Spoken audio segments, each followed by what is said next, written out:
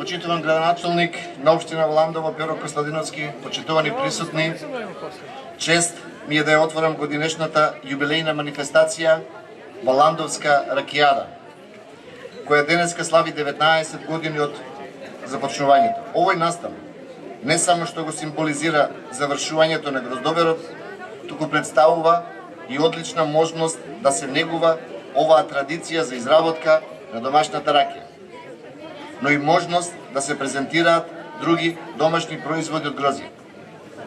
И оваа година ќе имаме можност да го проследиме надпреварот на повеќе производители на ракија, кои што ќе ги представат своите начини и техники за производство на традиционална македонска ракија. Потоа ќе се избере производителот за најквалитетната ракија.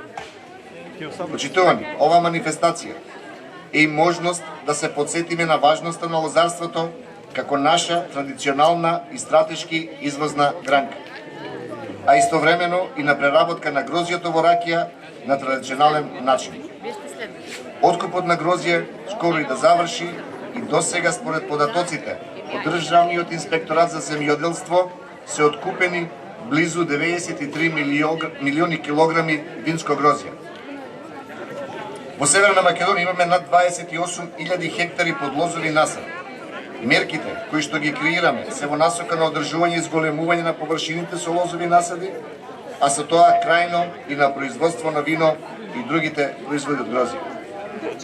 Со измените на Законот за акцизи, кои стапуваат на сила од 1 јануари 2020 година, предвидени се низа поволности за производителите на ракија. Максимално дозволена количина на годишно производство ќе биде 2500 литри жесток алкохолен пијалок со просечна јачина од 45%. Во првата година од примена на законот, производителите на ракија се ослободени да плаќаат акциза. Во втората година, 2021, ќе биде 10 денари, во 2022 22, на 23 30 денари. Сите оние кои што произведуваат ракија од 2500 литри до 5000 литри со јачина од 45% алкохол ќе плаќат намалена акциза за 50%, односно 170 денари по литар. Во финална фаза на носење се измените за законот на вино, со кои што се олеснуваат условите за производство во малите семејни винарии. Ќе се воведат нови вински производи, што ќе придонесе и за зголемени приходи за винарските визби и за лозарите, поголем извоз на вино и поголем девизен прилив.